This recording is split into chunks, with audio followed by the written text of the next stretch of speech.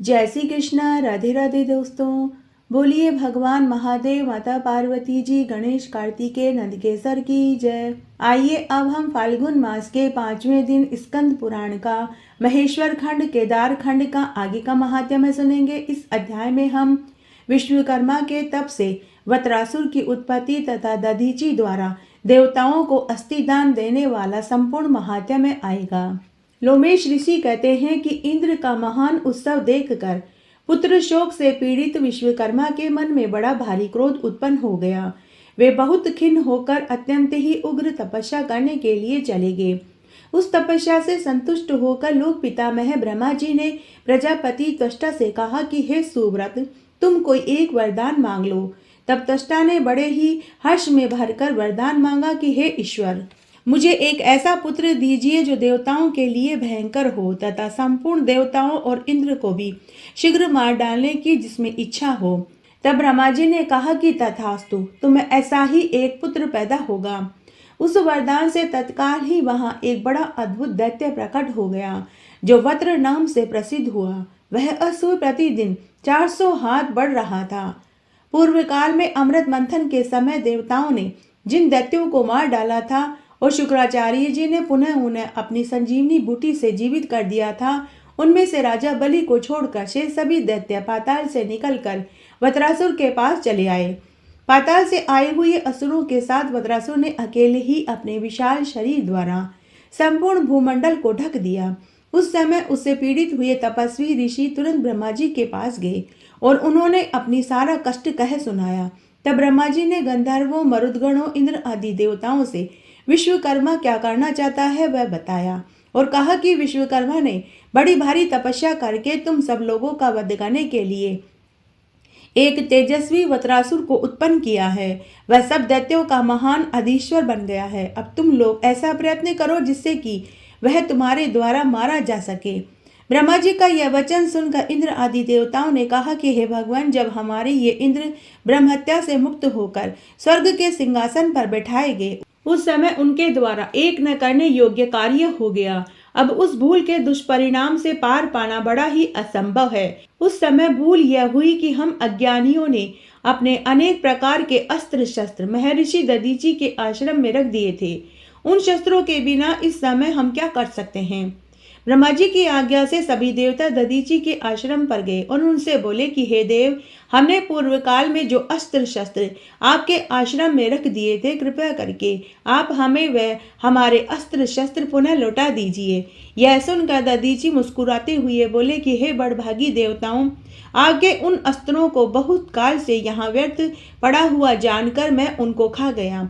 उनकी यह बात सुनकर देवता बड़े चिंतित हुए और पुनः ब्रह्मा जी के पास लौटकर मुनि की सारी बातें कह सुनाई।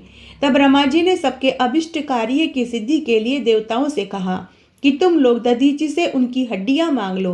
मांगने पर वे अवश्य दे देंगे। ब्रह्मा जी की बात सुनकर इंद्र आदि सभी देवताओं ने कहा कि महर्षि दधीचि अभी तक जीवित है, उनके जीवित रहते हम उनसे उनकी हड्डियां कैसे मांग सकते हैं। तब ब्रह्मा जी ने कहा कि तुम जाकर उनसे कह दो तो वो मेरी बात समझ जाएंगे। वो अपना शरीर का उसी समय त्याग कर देंगे।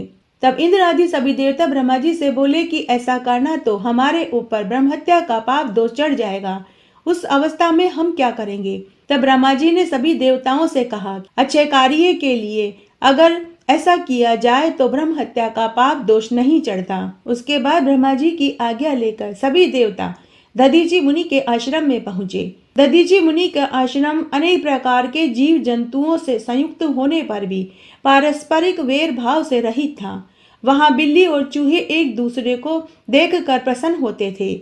उस स्थान पर सिंह, हथीनिया, हाथी के बच्चे परस्पर मिलकर अनेक प्रकार की क्रीड़ाएं करते थे।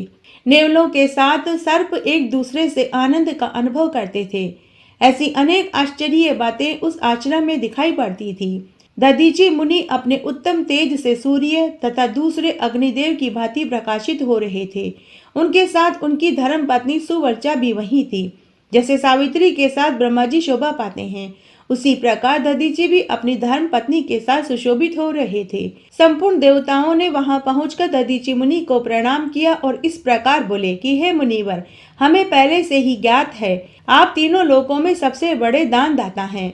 देवताओं की बात सुनकर दधीचि मुनि बोले कि हे श्रेष्ठ देवता गणों, आप लोग जिस काम के लिए यहाँ आए हैं, आप मुझे वह बताइए। मैं आपकी मांगी हुई वस्तु अवश्य दान में दूंगा। मेरी बात कभी भी मिथ्या नहीं हो सकती।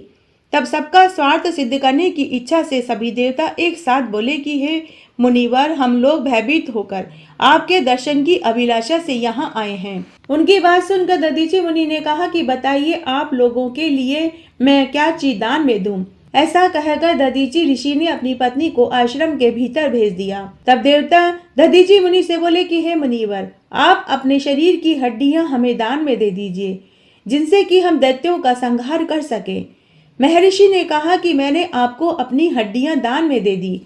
सभी देवता बोले कि हे ईश्वर, आपके जीते जी हम इन हड्डियों को कैसे प्राप्त कर सकते हैं। दधीचि मुनि मुस्कुराते हुए बोले कि बस क्षण भर खड़े रहिए, मैं अभी अपना शरीर त्याग देता हूँ। ऐसा कहकर दधीचि मुनि ने समाधि लगा ली। उस परम समाधि के द्वारा अपना शरीर त्याग कर वे तत्काल ब्रह्मधाम को पहुंच गए, जहां से फिर कोई भी वापस लौटकर नहीं आता। इस प्रकार भगवान शंकर के प्रिय भक्त मुनिवर दधीचि परोपकार के लिए शरीर त्याग कर ब्रह्म पद को प्राप्त हो गए। लोमेश ऋषि कहते हैं कि महर्षि दधीचि को ब्रह्मलीन हुआ देखकर इंद्र ने सुरभि को बुलाकर के कहा कि तुम दधीचि मुनि के शरीर को चाट लो। बहुत अच्छा कहकर सुरभि ने तत्काल दधीचि के शरीर को चाटना शुरू कर दिया। उसने सब ओर से चाटकर उस शरीर को मांस रहित कर दिया। तब देवताओं ने हड्डियां ले ली और उनके शस्त्र बनाए। उनकी पीठ की हड्डी से वज्र बना, सिर से ब्रह्मशीर नामक अस्त्र तैयार किया गया। ऋषि के शरीर में जितनी भी हड्डियां थी, उनसे अनेक प्रकार के अस्त्र शस्त्रों का उन्होंने निर्माण किया। इस प्रकार अस्त्र शस्त्रों का निर्माण करके महान बल पराक्रम से संपन्न हुए देवता वत्रासुर को मारने के लिए उद्यत हो गए और वापस स्वर्गलोक में पहुंच गए। महर्षि दधीचि की पत्नी सुवर्चा देवी, जिन्हें देवताओं के कार्य की सिद्धि के लिए महर्षि ने आश्रम के भीतर भेज दिया था, वह पुनः लौटकर आई। वहां जो कुछ भी देखा वह सब उन्होंने अपनी आंखों से देखा। यह सब देवताओं की करतूत है, ऐसा जानकर उस सती साध्वी सुवर्चा के मन में बड़ा भारी क्रोध उत्पन्न हो गया। उन्होंने अत्यंत रुष्ट होकर देवताओं को शाप दे दिया कि हे देवताओं, आज से तुम सब संतानहीन हो जाओ। तपस्विनी सुवर्चा ने इस प्रकार देवताओं को शाप दे दिया और वह खुद पीपल के वृक्ष के मूल भाग में बैठकर रोने लगी। उसी समय उनके उधर से महात्मा दधीचि के पुत्र महातेजस्वी पीपलाद प्रकट हुए। माता सुवर्चा प्यासी आंखों से अपने पुत्र को देखकर मुस्कुराते हुए बोली कि हे महाभाग, तुम दीर्घ काल तक इस वृक्ष के समीप ही रहना। तुम मेरे आशीर्वाद से शीघ्र ही ऋषियों में श्रेष्ठ स्थान प्राप्त करोगे। अपने पुत्र के प्रति ऐसा कहकर साध्वी सुवर्चा श्रेष्ठ समाधि लगाकर पति के समीप पहुंच गई। इस प्रकार उन्होंने पति के साथ सत्यलोक में स्थान पाया।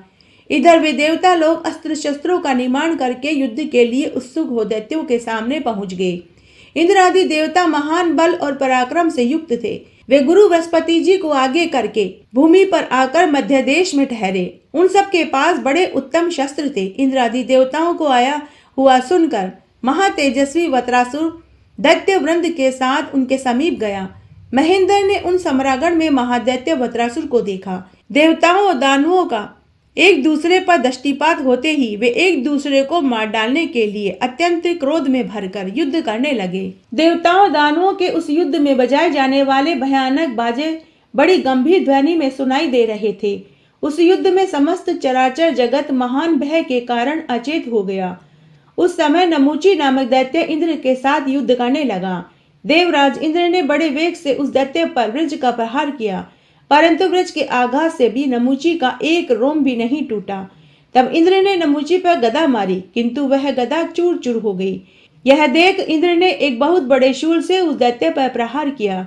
नमूची के अंग का स्पर्श होते ही उस शूल के टुकड़े टुकड़े हो गए। इस प्रकार नमूची ने हंसते हुए अनेक प्रकार के शस्त्रों से देवताओं को मारा, परंतु इंद्र पर प्रहार नहीं कर पाया। उस समय इंद्र मौन होकर बड़ी भारी चिंता में डूब गए। इसी बीच में उस महाभयानक संग्राम के भीतर इंद्र को संबोधित करते हुए आकाशवाणी हुई कि हे महेंद्र, यह दैत्य देवताओं के लिए बड़ा भयंकर और घोरतर है। इसके लिए जल से निकला हुआ फेन ही दुर्लभ शस्त्र है। अतः उसी के द्वारा इस महान असुर का संहार होगा। दूसरे किसी अस्त्र से यह मारा नहीं जाएगा। इस मंगलमय देववाणी को सुनकर अनंत पराक्रम वाले इंद्र समुद्र के तट पर गए और फैन प्राप्त करने के लिए प्रयास करने लगे। इंद्र को समुद्र तट पर आया हुआ देखकर नमूची क्रोध से मूर्छित हो उठा और शूल से आघात करके उन्हें कटु वचन सुनाने लगा।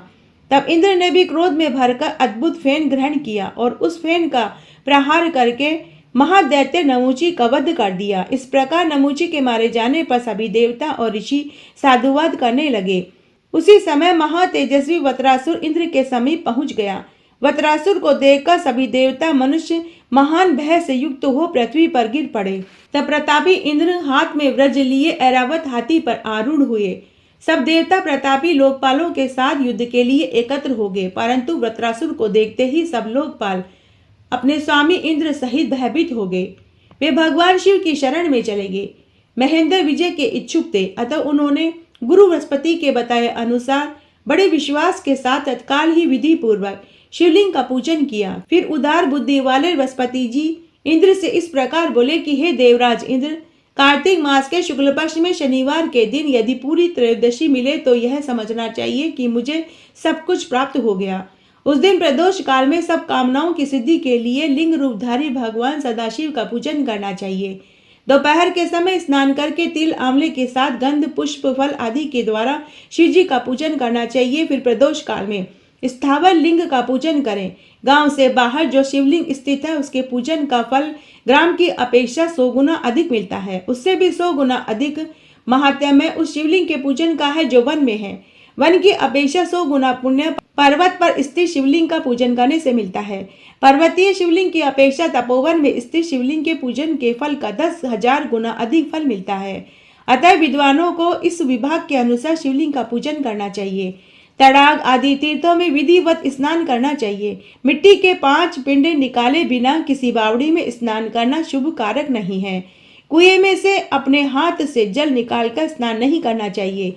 रस्सी आदि की सहायता से या किसी पात्र में जल निकालकर ही स्नान करना चाहिए। पोखर में से मिट्टी के 10 पिंड निकालकर ही स्नान करना चाहिए। नदी में स्नान करना सबसे उत्तम है। यदि कोई बड़ी नदी मिल जाए तो उसमें नहाना और भी उत्तम है। सब तीर्थों में गंगा का स्नान सबसे सर्वोत्तम कहा गया है। प्रदोष काल में स्नान करके मौन रहना चाहिए। भगवान सदाशिव के समीप 1000 दीपक जलाकर प्रकाश करना चाहिए। इतना संभव न हो सके तो 100 अथवा 32 दीपकों से भगवान के समीप प्रकाश किया जा सकता है। शिव की प्रसन्नता के लिए घी से दीपक जलाना चाहिए। इस प्रकार फल, धूप, नैवेद्य, गंध, पुष्प, षोडश उपचारों से लिंग रूपी भगवान सदाशिव की प्रदोष काल में पूजा करनी चाहिए। वे भगवान संपूर्ण मनोरथों को सिद्ध करने वाले होते हैं। यदि जलहरी का जल उल्लांघना पड़े तो पूजन के पश्चात भगवान शिव की 108 परिक्रमा करनी चाहिए। फिर यत्न पूर्वक 108 बार नमस्कार करना चाहिए। इस प्रकार परिक्रमा और नमस्कार से भगवान सदाशिव बड़ी जल्दी प्रसन्न हो जाते हैं। इसके बाद 100 नामों से विधिवत भगवान रुद्र की स्तुति करनी चाहिए। रुद्र, नील, भीम परमात्मा को नमस्कार है। कपर्दी, सुरेश्वर तथा आकाश रूप केश वाले श्री व्योमकेश को नमस्कार है। जो अपनी ध्वजा में वृषभ का चिन्ह धारण करने के कारण वृषभ ध्वज हैं। उमा के साथ विराजमान होने से सोम है। चंद्रमा के रक्षक होने से सोमनाथ हैं। उस भगवान शंभु को नमस्कार है। संपूर्ण दिशाओं को वस्त्र रूप में धारण करने के कारण जो दिगंबर कहलाते हैं। भजनीय तेज स्वरूप होने से जिनका नाम भर्ग है, उन उमाकांत को नमस्कार है। जो तपोमय भव्य शिव श्रेष्ठ विष्णु रूप व्याल प्रिय व्याल तथा सर्पों के पालक हैं, उन भगवान को नमस्कार है। जो महीधर, व्याघ्र, पशुपति, त्रिपुर नाशक, सिंह स्वरूप, शार्दुल रूप यज्ञमय है, उन भगवान शिव को नमस्कार है। जो मत्स्य रूप मत्स्यों के स्वामी सिद्ध तथा परमेष्टि हैं, जिन्होंने कामदेव का नाश किया है। जो ज्ञान स्वरूप तथा बुद्धि वृत्तियों के स्वामी हैं, उनको नमस्कार है। जो कपोत, विशिष्ट, शिष्ट तथा सर्वात्मा है, उन्हें नमस्कार है। जो वेद स्वरूप वेद को जीवन देने वाले तथा वेदों में छिपे हुए गूढ़ तत्व हैं, उन्हें नमस्कार है। जो दीर्घ रूप दीर्घ अर्थ स्वरूप अविनाशी हैं, जिनमें ही संपूर्ण जगत की स्थिति है। जो सर्वव्यापी व्योम रूप है, उन्हें नमस्कार है। जो गजासुर के महान काल हैं, जिन्होंने अंधकासुर का विनाश किया है, जो नील लोहित शुक्ल रूप चंड मुंड नामक पार्षद जिन्हें विशेष प्रिय हैं, उन भगवान शिव को नमस्कार है। जिनको भक्ति प्रिय है, जो द्युतिमान देवता हैं, ज्ञाता ज्ञान जिनके स्वरूप में कभी कोई विकार उत्पन्न नहीं होता, जो महेश महादेव तथा हर नाम से प्रसिद्ध है, उनको नमस्कार है। जिनके 3 नेत्र हैं, 3 वेद वेदांग जिनके स्वरूप हैं, उन भगवान शंकर को नमस्कार है। जो अर्थ रूप तथा परमार्थ हैं, उन भगवान को नमस्कार है। जो संपूर्ण विश्व की भूमि के पालक विश्वरूप विश्वनाथ शंकर काल व्यय व रूप है, उन्हें नमस्कार है। जो रूपहीन विकृत रूप वाले सूक्ष्म से भी सूक्ष्म है, उन्हें नमस्कार है। जो शमशान भूमि में निवास करने वाले तथा व्याघ्र चर्म में वस्त्र धारण करने वाले हैं, जो ईश्वर होकर भी भयानक भूमि में शयन करते हैं, उन भगवान चंद्रशेखर को नमस्कार है। जो दुर्गम हैं, जिनका पार पाना अत्यंत कठिन है, जो दुर्गम अवयवियों के साक्षी तथा दुर्गा रूपा पार्वती के सब अंगों का दर्शन करने वाले हैं, उन भगवान शिव को नमस्कार है। जो लिंग रूपी लिंग तथा कारणों के भी अधिपति हैं, उन्हें नमस्कार है। महाप्रलय रूप रुद्र को नमस्कार है। प्रणव के अर्थभूत ब्रह्म रूप शिव को नमस्कार है। जो कारणों के भी कारण है, मृत्युंजय तथा स्वयंभू रूप है, उन्हें नमस्कार है। हे त्र्यंबकम, हे नीलकंठ, हे शर्व, हे गौरीपते, आप संपूर्ण मंगलों के हेतु हैं, आपको नमस्कार है। प्रदोष व्रत करने वाले को महादेव जी के इन 100 नामों का पाठ अवश्य करना चाहिए। महामते इंद्र, इस प्रकार तुमसे मैंने शिव प्रदोष व्रत की पूरी विधि बताई। शीघ्रता पूर्वक तुम इस व्रत का पालन करो, तत्पश्चात तुम युद्ध करना। भगवान शिव की कृपा से तुम्हें विजय अवश्य प्राप्त होगी। तब एक बार की बात है, राजा चित्ररथ विमान पर बैठकर अनेक प्रकार के द्वीपों का दर्शन करते हुए भगवान शंकर के निवास स्थान कैलाश पर्वत पर गए। वहां उसने परम अद्भुत एवं अनुपम छवि वाले भगवान शंकर के दर्शन किए। वे अपने आधे अंग में पार्वती देवी को बिठाकर शोभा पा रहे थे। कपूर के समान गौरवर्ण कमल नयन भगवान शिव को पार्वती देवी के साथ देखकर राजा चित्ररथ ने उपहास पूर्वक कहा, हे शंभो, संसार में जो विषयी मनुष्य आदि हैं तथा स्त्रियों के वशीभूत रहने वाले जो दूसरे लोग हैं, वे तथा हम जैसे अज्ञानी जीव भी जन समुदाय में संकोचवश स्त्री सेवन नहीं करते। यह सुनकर गिरिजा नंदनी उमा ने कहा कि अरे दुरात्मन, रे मूढ़, तूने मेरे साथ बैठे हुए भगवान शिव का उपहास किया, अतः इस कर्म का फल तू शीघ्र ही प्राप्त करेगा। जो समता युक्त चित्त वाले साधु पुरुषों का उपहास करता है, वह देवता हो या मनुष्य, उसे अधम से अधम जाना ही पड़ता है। तू देवता और द्विज दोनों की श्रेणी से बहिष्कृत है। अपने को बड़ा ज्ञानी मानने वाले तुझ अधम को आज मैं दैत्य होने का शाप देती हूँ। पार्वती देवी के इस प्रकार शाप देने पर राजाओं में श्रेष्ठ चित्ररथ सहसा स्वर्ग से नीचे गिर पड़ा। वही इस समय आसुरी योनि में आकर वत्रासुर के नाम से प्रसिद्ध हुआ। विश्वकर्मा की भारी तपस्या से युक्त होने के कारण वत्रासुर अजय बतलाया गया है। इसलिए तुम प्रदोष काल में विधि पूर्वक भगवान शंकर की पूजा करके देवताओं का कार्य सिद्ध करने के लिए महादैत्य वत्रासुर का वध करो। गुरु बृहस्पति की बात सुनकर इंद्र ने कहा कि हे भगवान, इस समय मुझे इस प्रदोष काल के उद्यापन की विधि बताइए। बृहस्पति जी ने कहा कि कार्तिक मास आने पर शनिवार के दिन यदि पूरी त्रयोदशी हो तो व्रत की सिद्धि के लिए गाय है। आज वह तिथि स्वतः प्राप्त है। इसमें चांदी का वृषभ बनवाना चाहिए। उस वृषभ की पीठ पर सुंदर सिंहासन रखना चाहिए। उस सिंहासन पर उमाकांत भगवान शिव की स्थापना करनी चाहिए। भगवान के 3 नेत्र, 5 मुख और 10 भुजाएं हो। उनके आधे अंग में सती साध्वी पार्वती निवास करती हो। इस प्रकार उमा और महेश्वर की स्वर्ण में प्रतिमा बनवानी चाहिए। उस प्रतिमा को वृषभ की पीठ पर वस्त्र से ढके हुए तांबे के पात्र से स्थापित करके रात्रि में श्रद्धा और विधि के साथ जागरण करना चाहिए। पहले यत्न पूर्वक प्रतिमा को पंचामृत से स्नान करवाएं, षोडशोपचार विधि से पूजन करें। उसके बाद फल, दीप आदि नैवेद्य, तांबूल आदि सामग्री चढ़ाकर भगवान शिव की पूजा करें। रात्रि जागरण करें। अपने घर में या देवालय में चंदोवा बना करके अद्भुत सामग्रियों से सजा हुआ मंडप बनावें। गीत वाद्य नृत्य द्वारा भगवान सदाशिव की पूजा करें। प्रदोष व्रत के उद्यापन की यही विधि है। गुरु बृहस्पति जी ने जो कुछ भी बताया उनके अनुसार इंद्र ने सब विधिवत पालन किया। नमुची के मारे जाने पर देवता हर्ष और उत्साह से भरे हुए थे। उनका दैत्यों के साथ घोर युद्ध हुआ। देवताओं और दैत्यों का संहार करने वाले उस घोर संग्राम में अत्यंत भयंकर तथा मर्यादा का उल्लंघन करने वाला द्वंद्व युद्ध शुरू हो गया। उसी समय भगवान शंकर की आराधना करके इंद्र भी युद्ध में लग गए। उन्होंने देवताओं को साथ लेकर वत्रासुर का पीछा किया। व्योमासुर ने यमराज के साथ, तीक्ष्ण कोपन ने अग्नि के साथ युद्ध आरंभ किया। वायु के साथ धूम, नैऋत्य के साथ अति कोपन लड़ने लगा। कुबेर के साथ कुष्मांड, ईश के साथ दूसह भिड़ गया। इस तरह सभी देवता और दैत्यों में आपस में युद्ध होने लगा। इधर मारने की इच्छा से इंद्र को आता हुआ देखकर वत्रासुर ठहाका लगाकर हंस पड़ा। उसका वह अट्टहास इंद्र को भयभीत कर देने वाला था। वीर वत्रासुर बड़ा ही तेजस्वी था। उस समय वह दैत्यों का अधिपति माना जाता था। उसके मन में इंद्र को निगल लेने की इच्छा हुई। वह बहुत बड़ा मुंह फैलाकर इंद्र की ओर बढ़ा। समीप आने पर उसने ऐरावत, हाथी, व्रज, किरीट सहित इंद्र को निगल लिया। उसके बाद वह वहां नाचने लगा और गरजने लगा। पलक मारते ही इंद्र वत्रासुर के काल का ग्रास बन गया। वहां उपस्थित सभी देवताओं में हाहाकार मच गया। धरती कांप उठी। हजारों उल्कापात होने लगे। संपूर्ण चराचर जगत में अंधकार छा गया। उस समय देवता चिंतामग्न होकर ब्रह्मा जी के पास पहुंचे और वत्रासुर की सारी करतूत बताई। सुनकर लोक पितामह ब्रह्मा जी ने चित्त को भली भांति एकाग्र करके भगवान शंकर की स्तुति करी। उसी समय आकाशवाणी हुई कि इंद्र ने प्रदोष व्रत का अनुष्ठान करते समय कुछ विपरीत कार्य कर दिया था, इसीलिए उन्हें यह दुख देखना पड़ रहा है। शिवलिंग और नंदकेश्वर के बीच में होकर अथवा अर्धांतर की परिक्रमा नहीं करनी चाहिए। यदि कोई करता है तो पाप का भागी बनता है। इंद्र ने राजस्व स्वभाव का आश्रय लेकर ऐसी ही पदचिन्ह कर दी थी, इसलिए उसका दुष्परिणाम उसे भोगना पड़ रहा है। अब तुम ही लोग महारुद्र विधान के अनुसार शिवलिंग पूजन करो, जिससे इंद्र शीघ्र ही इस कष्ट से छूट जाएगा। आकाशवाणी के कथना अनुसार देवताओं ने प्रतिदिन भगवान शंकर का पूजन किया और दशांश हवन आरंभ कर दिया। तब देवराज इंद्र भगवान शिव के प्रसाद से सहसा वत्रासुर का पेट फाड़कर बाहर निकल आए।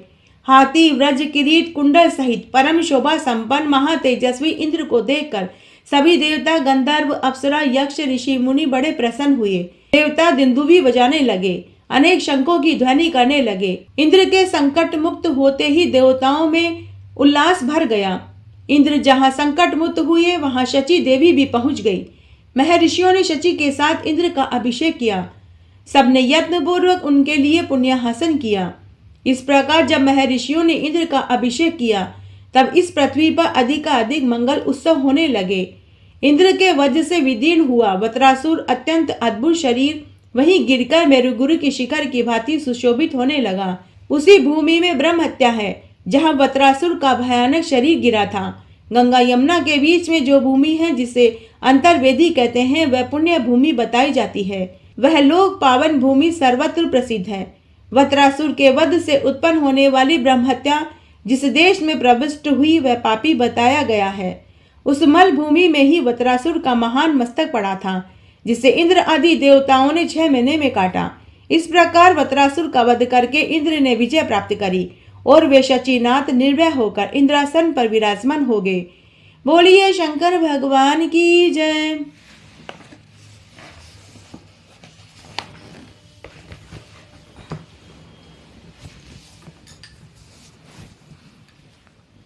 महादेव जी की पुण्यफल देने वाली व्रत कथा। एक बार एक गांव में एक विधवा महिला अपने बेटा बहू के साथ रहती थी। जब वह छोटी थी तभी से उसने अपने माता पिता को महादेव जी की पूजा पाठ करते हुए देखा था। तभी से वह भी महादेव जी की परम भक्त बन गई थी। जब वह 10 बरस की थी तभी से वह बहुत समझदार हो गई थी। वह हर सोमवार और शिवरात्रि और प्रदोष का व्रत करने लगी थी। माता पिता और दादा दादी ने उसका नाम कल्याणी रखा। कल्याणी के 10 बरस होने के बाद माता पिता को और कोई औलाद सुख नहीं मिला। तब एक बार कल्याणी के माता पिता को किसी पंडित ने कहा कि तुम पुत्र के लिए पशुपति नाथ के नाम से 5 सोमवार के व्रत करो। महादेव जी का सुबह और संध्या के समय 2 बार पूजन करो तो तुम्हें पुत्र सुख जरूर मिलेगा। तब पंडित जी के कहने पर कल्याणी की मां ने पुत्र के लिए 5 सोमवार के पशुपति नाथ के नाम से व्रत किए, जिसके कुछ समय के बाद ही उसकी मां को गर्भ ठहर गया और 10वें महीने में कल्याणी को एक भाई पैदा हुआ। जब कल्याणी को पता चला कि महादेव जी ने ही उसे भाई दिया है। यह सुनकर उसकी आस्था भगवान महादेव में और भी अटूट हो गई। अब तो वह घंटों बैठकर महादेव जी की पूजा पाठ जप तप करने लगी। उसकी भक्ति देखकर उसके दादा दादी और माता पिता को बड़ी प्रसन्नता होती थी। अब तो कल्याणी घर बुलाने पर ही घर आती थी, अन्यथा वह पाठशाला के पहले और बाद में पूरा समय महादेव जी के मंदिर में महादेव जी की पूजा पाठ में ही बिताने लगी। पूरे गांव भर के सभी लोग अपने बच्चों को उसका उदाहरण देते थे। उस जमाने में 12 से 14 के बीच में ही बच्चों के विवाह हो जाया करते थे। तब कल्याणी का भी 12 बरस में विवाह और 14 बरस में गोना हो गया। 16 बरस में एक बेटा हो गया और 20 बरस में वह विधवा भी हो गई। अब वह मेहनत मजदूरी करके अपने बेटे को पढ़ाने लिखाने लगी।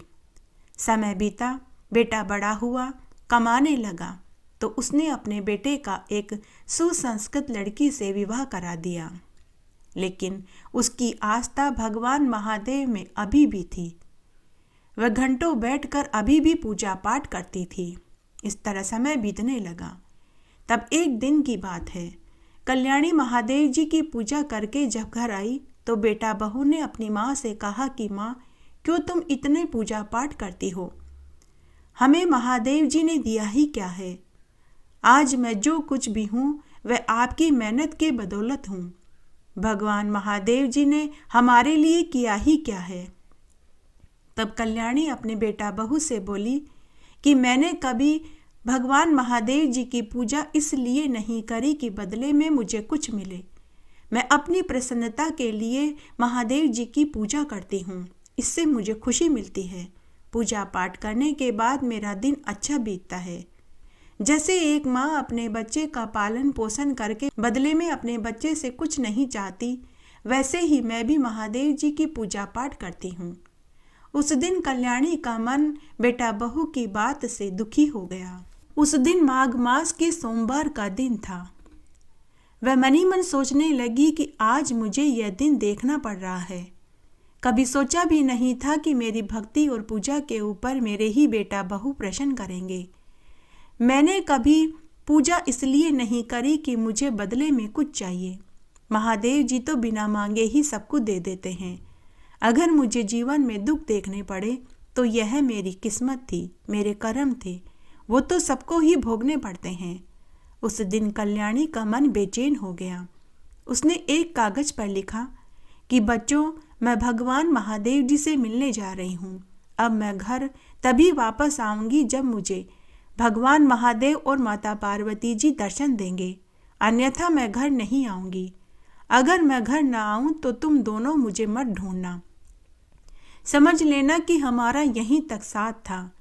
कल्याणी ने 2 जोड़ी कपड़े लिए और घर से निकल पड़ी। चलते चलते वह घने वन में पहुंच गई। वन में घनघोर अंधेरा था। जंगली जानवरों की आवाजें आ रही थी। कल्याणी ने सोचा कि अगर आज कोई जंगली जानवर मुझे खा जाता है तो उनका पेट भर जाएगा। मैं इसे ही अपना भाग्य समझ लूंगी। ऊपर कैलाश पर माता पार्वती और महादेव जी यह सब कुछ देख रहे थे। माता पार्वती जी महादेव जी से बोली कि हे देव, आपकी एक भक्त ने घर बार आपके दर्शन के लिए छोड़ दिया है। अब आप उसकी ओर परीक्षा मत लीजिए, अब आप उसे दर्शन दे दीजिए। तब भगवान महादेव माता पार्वती से बोले कि हे देवी, अभी इसे दर्शन देने का उचित समय नहीं आया है, लेकिन तुम उस बुढ़िया की मदद करो।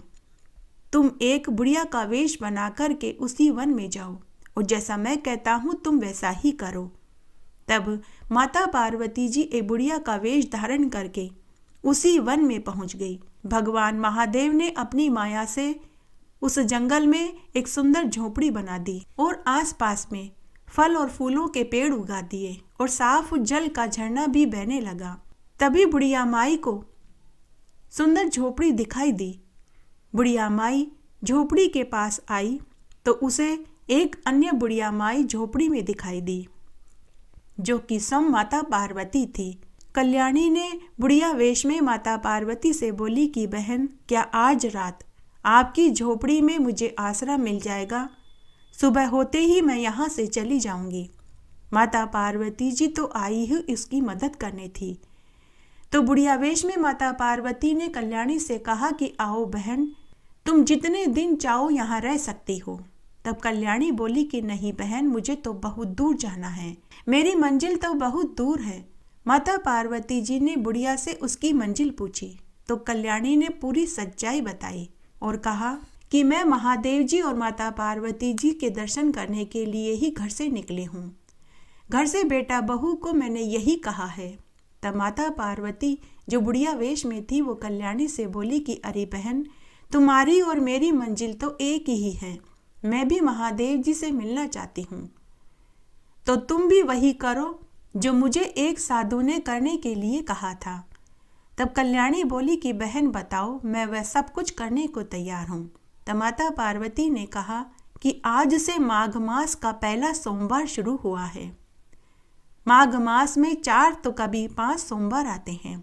तुम भी मेरे साथ माघ मास का स्नान करो और माघ मास के हर सोमवार का व्रत करो, तो तुम्हें भी महादेव जी जरूर दर्शन देंगे।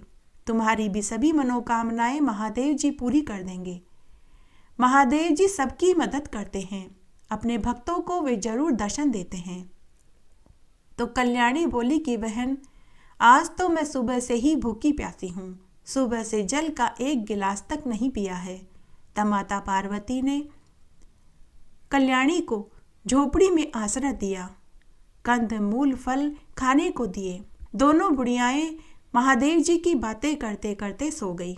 सुबह कल्याणी को जल्दी उठने की आदत थी तो वह जल्दी उठ गई। झोपड़ी के बाहर आई तो वहाँ एक झरना बह रहा था। वहाँ नहा धोकर भगवान महादेव जी के नाम की स्तुति करने लगी। जब सिर पर धूप आ गई तो कल्याणी वापस झोपड़ी में गई तो उसने देखा कि बुढ़िया वेश में माता पार्वती जी अभी भी सोई हुई थी। कल्याणी मन ही मन सोचने लगी कि यह तो कहीं से भी बुढ़िया माई दिखाई नहीं देती। इसके चेहरे का तेज कांति तो किसी देवी के भांति चमक रहा है। हाथ पैर फूल के समान कोमल हैं, घुटनों तक लंबे लंबे घने चमकीले काले केश हैं कि तभी माता पार्वती जी की आंखें खुल गई। माता पार्वती जी का पहला शब्द ओम निकला। तब माता पार्वती वेश में बुढ़िया माई कल्याणी से बोली कि बहन, रात देर से नींद आई तो सुबह जल्दी आंख नहीं खुली। तो कल्याणी बोली कि कोई बात नहीं। कल्याणी बोली कि बहन, तुम कौन हो और इस घने जंगल में झोपड़ी बनाकर क्यों रह रही हो? तुम्हारा परिवार कहाँ है, पति कहाँ है, तुम्हारे माता पिता कहाँ हैं? तब माता पार्वती को मन गढ़ंत कहानी सुनानी पड़ी। इस तरह दोनों बुढ़ियाएं माघ मास में वहां रहकर समय बिताने लगी, भगवान महादेव जी की स्तुति करने लगी और माघ मास का स्नान और माघ मास के सोमवार के व्रत करने लगी। जब माघ मास की पूर्णिमा तिथि आई तो उस दिन भगवान महादेव जी की माया से कल्याणी देर तक सोती रही और बुढ़िया वेश में माता पार्वती जी अपने असली रूप में आ गई और भगवान महादेव नाड़िया पर बैठकर झोपड़ी के बाहर झरने के पास आ गए और माता पार्वती जी भी वहीं पहुंच गई और वे हंस हंस कर बातें करने लगे कि तभी नींद में कल्याणी को किसी के हंसने बोलने की आवाजें सुनाई दी तो वह हड़बड़ाकर उठी। उसे झोपड़ी में दूसरी बुढ़िया माई दिखाई नहीं दी। वह झोपड़ी से बाहर आई तो उसकी आंखें फटी की फटी रह गई। सामने साक्षात महादेव और पार्वती जी नाड़िया पर सवार दिखाई दिए। बुढ़िया माई उनके चरणों में गिर पड़ी और अपने आंसुओं से महादेव जी और पार्वती जी के चरण धोने लगी। तब भगवान महादेव ने कल्याणी से कहा कि हे कल्याणी, तू मांग, आज मैं तेरे माघ मास के स्नान और सोमवार के व्रत से खुश हुआ। आज मैं तुझे वरदान देने आया हूँ। तब कल्याणी बोली कि हे महादेव जी, मेरी इस झोपड़ी में एक बुढ़िया माई और थी, वह भी आपके दर्शन करना चाहती थी, लेकिन अभी वह झोपड़ी में नहीं है, पता नहीं वह कहाँ गई, आप उसे भी दर्शन दीजिए। तब माता पार्वती ने कल्याणी को पूरी सच्चाई बताई कि वह बुढ़िया माई मैं ही थी। तब कल्याणी बोली कि हे महादेव जी, हे माता पार्वती जी, मैंने कभी आपकी पूजा इस मकसद से नहीं करी कि मुझे बदले में कुछ चाहिए, लेकिन मेरे बेटा बहू ने कहा कि मुझे पूरी उम्र दुख के सिवा कुछ नहीं मिला। लेकिन हे प्रभु, मैं जानती हूँ आपकी पूजा सेवा करने से जो खुशी मुझे मिलती थी वो किसी दौलत से कम नहीं थी। हे भगवान, मैं सिर्फ इतना चाहती हूँ कि मेरी आपके प्रति भक्ति हर जन्म में बनी रहे। साथ ही मेरे बेटा बहू को भी आप सद्बुद्धि दीजिए ताकि वे भी आपकी पूजा करें। महादेव और पार्वती जी ने कहा कि ऐसा ही होगा। तभी महादेव जी ने कहा कि हे कल्याणी, तुम एक क्षण के लिए अपनी आंखें बंद करो। कल्याणी ने एक क्षण के लिए अपनी आंखें बंद करी तो दूसरे ही क्षण उसने अपने आप को अपने घर के बाहर पाया। उसने देखा कि उसके टूटे फूटे घर की जगह एक सुंदर महल नुमा मकान खड़ा था। तभी झरोके में से उसके बेटा बहू ने अपनी माँ को देख लिया। वे दौड़कर नीचे आए और अपनी माँ के चरण पकड़ लिए और अपनी गलती की माफ़ी मांगने लगे। तब भगवान महादेव और माता पार्वती जी के दर्शन कल्याणी को हुए हैं, यह खबर पूरे गांव में ही नहीं राजा के महल तक पहुंच गई। तब राजा, रानी, मंत्री और सभी गांव वाले देवी स्वरूपा कल्याणी के दर्शन करने के लिए उसके घर पहुंचने लगे। राजा रानी ने कल्याणी के चरण छुए, पूरे गांव भर का तांता लग गया। तब कल्याणी ने सबको पूरी सच्चाई बताई। राजा ने पूरी नगरी में यह ढिंडोरा पिटवा दिया कि सभी को माघ मास का स्नान और सोमवार का व्रत करना चाहिए। महादेव और पार्वती जी का पूजन करना चाहिए। जो ऐसा करता है उनका घर धन धान्य सुख समृद्धि से भर जाता है। हे महादेव पार्वती जी, जैसा सुख आपने कल्याणी को दिया वैसा सबको देना। कहानी कहने वाले को, सुनने वाले को और हुक्कारा भरने वाले को। ओम जय शिव ओंकारा, स्वामी हर शिव ओंकारा, ब्रह्मा विष्णु सदा शिव, बोले भोलेनाथ सदा शिव, अर्धांगी धारा। ओम हरे हरे हरे महादेव, एकानन चतुरानन, पंचानन राजे शिव, पंचानन राजे, हंसासन गरुड़ासन, हंसासन गरुड़ासन, वृषवाहन साजे। ओम हर हर हर महादेव।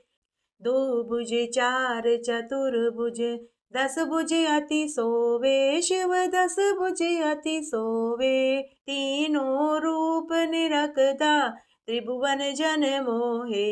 ओम हर हर हर महादेव।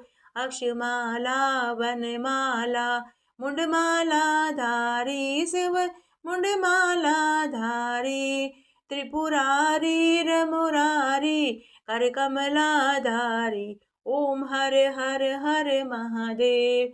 श्वेतांबर पीतांबर, बाधांबर अंगे शिव, बाधांबर अंगे, सनकादिक गरुड़ादिक, भूतादिक संगे। ओम हर हर हर महादेव। करके मद कमंडल, चक्र त्रिशूल धरता शिव, चक्र त्रिशूल धरता, सुख करता दुख हरता, जग पालन करता। ओम हर हर हर महादेव। ब्रह्मा विष्णु सदा शिव, जानत अविवेका शिव, जानत अविवेका, मधु के टब दो मारे, सुर बहीन करे। ओम हर हर हर महादेव। लक्ष्मी वर सावित्री, पार्वती संगे शिव, पार्वती संगे, अर्धांगी गायत्री, सिर सोहे गांगे। ओम हर हर हर महादेव। काशी में विश्वनाथ विराजे, नंदो ब्रह्मचारी शिव, नंदो ब्रह्मचारी, नितुट दर्शन पाऊं, नितुट भोग लगाऊं, महिमाति भारी। ओम हर हर हर महादेव। पर्वत सोहे पार्वती, शंकर के लासा शिव, शंकर के लासा, बांग धतूर का भोजन, भस्मी में वासा। ओम हर हर हर महादेव।